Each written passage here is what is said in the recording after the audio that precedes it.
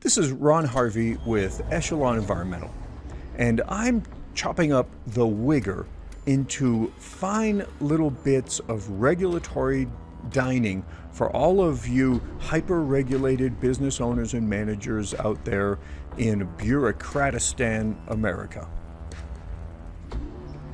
The WGIR is the Hazardous Waste Generator Improvement Rule, EPA's most recent changes to the regulations.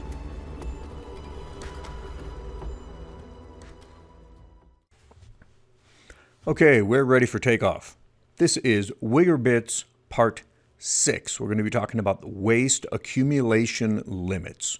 All right, so this is a pretty important thing because I've seen so many people get busted on this. You've got to pay attention to these limits because if you don't, you're just going to get in trouble one of these days. All right, so I'm going to start at the top. There's a fairly short list, not too long, hopefully this time. Okay, now, when it comes to hazardous waste, okay, all we're counting is waste that is RCRA hazardous, waste codes, and just, it's got to be RCRA hazardous. There are wastes that don't count, okay? Well, I'm going to go through that first, okay? Any wastes that are exempt from the definition of solid waste. In other words, if they're exempt from solid waste, they cannot be hazardous waste. So if you've got stuff like recycled lead, for instance, okay, could be a hazardous waste, but it's exempt because if you're going to recycle it, that is. All right. So you also exempted or you're not counted, okay, towards your monthly accumulation is waste that is managed immediately upon generation. And generally that we're talking about waste that gets neutralized, acids and bases. So if you have wastes that get managed immediately, those don't count. All right. Used oil that is managed under Part 279 doesn't count. Lead acid batteries managed under Part 266 don't count. Universal waste managed under Part 273 doesn't count. Episodic waste that you've accumulated doesn't count. And hazardous pharmaceuticals managed under Part 266 do not count. Now, I'd like to mention, okay, if you have universal waste, say fluorescent light bulbs, they have mercury in them. And if you're not properly managing them under Part 273, okay, they can come out and say, hey, this is hazardous waste now because you're not managing it properly and it has to be counted. You know, you gotta, there's just so many ins and outs of for the waste management rules. Just got to pay attention, got to do them right. Okay, so the per month accumulation or generation limits. These are the first ones that you got to pay attention to.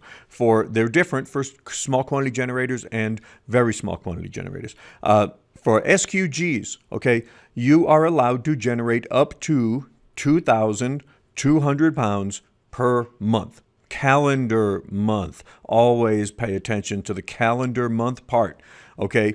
You can't average these things out over the course of a year and say, oh, okay, I had this much.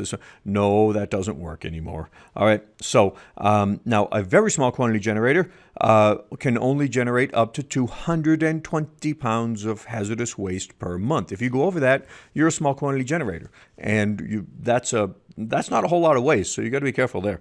It's only about what 2/3 of a drum of your average hazardous waste. Now, that's for normal hazardous waste, and you'll see what I mean in a second.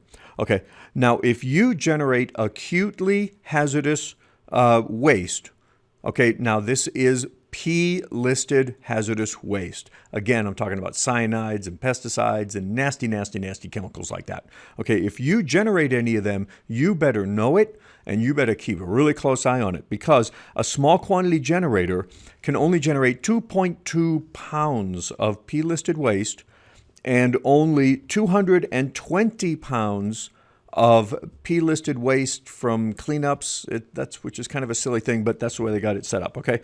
So if you go over that 2.2 pounds of P-listed material, you become a large quantity generator. Things get bad, okay? That's you just don't want to go there. Yeah, if you generate P-listed stuff, that's a big deal. Okay, now the accumulation time limit for hazardous waste, for small quantity and very small quantity generators. For an SQG, all right, from the time that you begin to accumulate waste in a drum, you have 180 days. It's got to be gone by then. Otherwise, you are operating an illegal waste storage facility, and that's a whole nother issue. But 180 days, you got to have that stuff out of there. And for VSQGs, though, there is no time limit. You can store the waste indefinitely, but there is another limit you got to watch. 180 days for small quantity generators. That's, well, it's 6 months, but still, it's easy to lose track of that. Don't, because you just don't want to go there. And no, I'm going to skip that. Okay, now for, excuse me, total waste weight limit for hazardous waste in storage, okay? Small quantity generators are allowed to store on site 13,200 pounds of waste. Now, that's a lot of waste. And everybody balks it when I say that, because they think that they can only ship 2,200 pounds of waste per month. That is not true.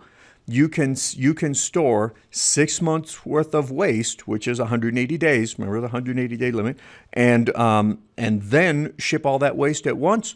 Perfectly fine. All right.